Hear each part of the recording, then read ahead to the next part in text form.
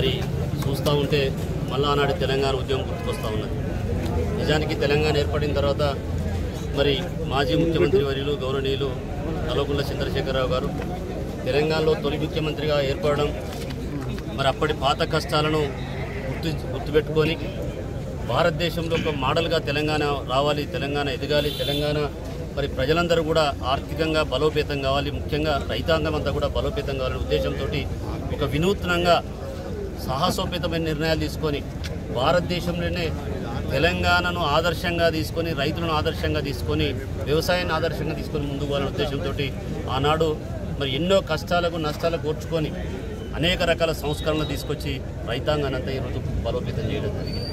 మీ అందరికీ తెలుసు, తెలంగాణ రాకముందు వ్యవసాయమే దండుగా, వ్యవసాయం చేసే బతకలేం, వ్యవసాయం చేసే కన్నా ఒక కూలి పని, ఒక గుమాస్తా పని చేసుకున్నామనే ఆలోచనతో రైతాంగం అంతా కూడా వలసలు పోవడం జరిగింది. మరి వలసలు పోయిన రైతాంగం అంతా కూడా ముఖ్యమంత్రి కేసీఆర్ గారు అయిన తర్వాత మరి ఇక్కడికి కాళేశ్వరం నీళ్ళు తీసుకొచ్చినాక, ఎస్ఆర్ఎస్పీ కెనాల్ ద్వారా నీళ్ళు ఇచ్చినాక, చెరువులు పూటికలు తీసుకొని మరి రైతులకు అనేక రకాల కూడా మరి అందుబాటులో బఫర్ స్టాక్, యూరియా కానీ ఫర్టిలైజర్ మొత్తం కూడా స్టాక్ పెట్టి మరి వాళ్ళకు అవసరరీత్యా ఏ టైంలో ఏం కావాలని ఆలోచన చేసి తెల్ల కాగితాలనంతా పచ్చ పాసు బుక్కులు ఇచ్చి పర్మనెంట్గా మరి బుక్కులు ఇచ్చి మరి ఎలాంటి గొడవలు లేకుండా ఇచ్చి మరి ఆ పాస్బుక్ ద్వారా ఎకరానికి 10,000 రూపాయలు సంవత్సరానికి ఇవ్వడం అంటే భారతదేశంలో ఇక్కడ లేదు.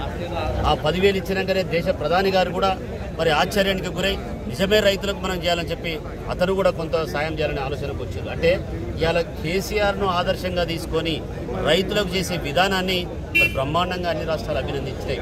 అలాంటి దాన్ని ఈరోజు మాయమాటలు చెప్పి రైతాంగాన్ని మోసం చేసి రైతులను అనేక రకాల కూడా ఒక ఆశలకు గురి చేసి, అరే ఏమో జరుగుతుంది, మాకు 2 లక్షల రుణమాఫీ అవుతుంది, మా భార్యకు 4,000 2,500 వస్తుంది, మా నాయనకు మా అమ్మకు 4,000 పెన్షన్ వస్తుంది, మరి గ్యాస్ ఫ్రీ అంటాడు, కరెంట్ ఏదో అంటాడు అని చెప్పి ఆశపడి నీ ఓట్లేసి గెలిపించాను.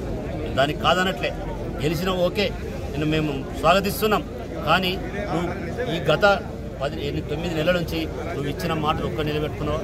ఇచ్చిన మాటలలో మళ్ళీ కూడా మోసపూరితమైన పనులు, ఈ అమ్మ మీద ఒట్టేస్తానా, ఈ దేవుని మీద ఒట్టేస్తానా, ఆ దేవుని మీద ఒట్టేస్తానా, ఆగస్టు 15 చేస్తానా. నేను అడుగుతా ఉన్నా, ఆగస్టు 15 చేసినావు, ఏం చేసినావే అని మళ్ళీ ఇందులో మోసమే. నువ్వు ఎలక్షన్లు అయిపోయినాక ఫిబ్రవరి నెలలో 49,000 కోట్ల రూపాయలు ఉన్నాయి, ఎస్ఎల్బీసీ ద్వారా చెప్పించినావు. స్టేట్ లెవెల్ బ్యాంక్ కమిటీ ద్వారా మొత్తం అన్ని బ్యాంకులన్నీ కమిటీ మీటింగ్ పెట్టుకొని రైతులకు అందరికీ ఎస్ఎల్బీసీ ద్వారా 49,000 కోట్లు అని చెప్పావు. మళ్ళీ తర్వాత కాదని ఓసారి 41,000 కోట్లు అన్నారు, ఓసారి 35,000 కోట్లు అన్నారు. అవి పత్రికలు రాసినాయి, మేము చూసింది కాదు, నువ్వు చెప్పింది కాదు, అన్ని పత్రికలు రాసినాయి. క్యాబినెట్ మీటింగ్ పెట్టుకున్నావు, రైతులు ఏదో తేలానన్నావు. క్యాబినెట్ మీటింగ్లో ఒక చీఫ్ సెక్రటరీ, ఐఏఎస్ ఆఫీసర్లు ఉంటారు, మరి రాష్ట్రంలో ఉన్నత స్థితిలో ఉన్నటువంటి మంత్రులు ఉంటారు, ముఖ్యమంత్రి గారు ఉంటారు. మీరందరూ ఒక కమిటీ పెట్టుకొని నిజ నిర్ధారణకు వచ్చి 31,000 కోట్ల రూపాయలు రైతుల రుణమాఫీ చేయాలని వాస్తవా కాదు ఒకసారి. అంటే నీ మోసపూరితం ఏంది? 49 అంటావు, 41 అంటావు, 35 అంటావు, 31 అంటావు.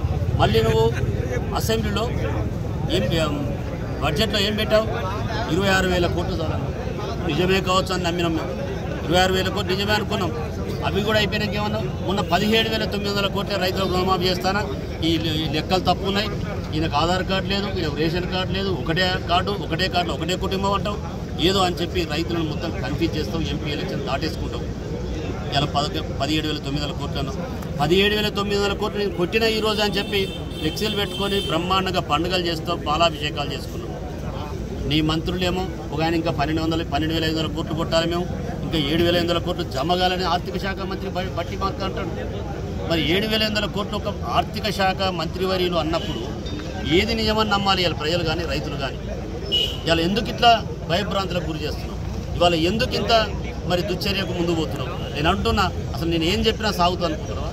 తెలంగాణ ఉద్యమం కొరకు కొట్లాడిన మరి ఈ ప్రజలు ఇలా రైతుల కొరకు కొట్లాడడానికి మరి అందరూ కూడా ముందుకు వస్తారు. అది కనుక వస్తే మరి రాష్ట్రం మళ్ళీ ఒక 10 సంవత్సరాలు వెనుక పరిస్థితి వస్తుంది. నేను ముఖ్యమంత్రి గారికి విజ్ఞప్తి చేస్తున్నా, నేను ఒకటే విజ్ఞప్తి చేస్తున్నా, దేవతలకు క్షమాపణ చెప్పుకో, తప్పేదో జరిగిందను ఇప్పటికి కూడా రైతులకు క్షమాపణ చెప్పి, అయ్యా ఓ 6 నెలల టైం, ఒక 3 నెలల టైం ఇవ్వండి, నాకు ఆర్థిక పరిస్థితి బాగాలేదు, ఇంకో సంవత్సరం లోపల కొడతా అని చెప్పి ఆ మాట చెప్పు, వాళ్ళు నెమ్మదిగా ఉంటారు. వీళ్ళందరూ రోడ్లు ఎక్కే పరిస్థితికి వచ్చిందంటే ఒకసారి ఆలోచించుకోవాల్సిన అవసరం ఉన్నది.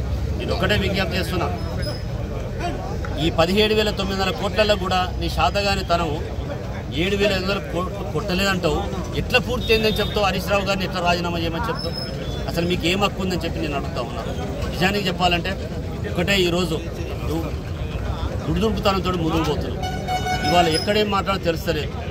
ఏం సభ అంటే అది, ఏం మీటింగ్? రాఖీ కట్టుకోవడానికి పోయి 6వ తరగతి 7వ తరగతి చదివే పిల్లలతో మీటింగ్ పెట్టి వాళ్ళ ముందు ఒక ముఖ్యమంత్రి 10 సంవత్సరాలు బ్రహ్మాండంగా నడిపినటువంటి ముఖ్యమంత్రి, తెలంగాణ తెచ్చినటువంటి ముఖ్యమంత్రిని తిడుతూ కేటీఆర్ను ఐటీ రంగాన్ని ఉర్రూతలూగించి భారతదేశంలో కాదు ప్రపంచ దేశంలోనే మనకంటూ ఒక పేజీ ఉందని, ప్రపంచ దేశంలో ఒక తెలంగాణకు ఒక ఐడెంటిఫికేషన్ తెచ్చిన కేటీఆర్ను తిడుతూ ఇలా హరీష్ రావు గారు ఇరిగేషన్ శాఖను బ్రహ్మాండంగా చేస్తే ఆయనను తిడుతూ అసలు నీ తిట్ల పురాణం ఏంది నేను అడుగుతా ఉన్నా. రేవంత్ రెడ్డి గారు, నీ పనేందో నువ్వు చేసుకో.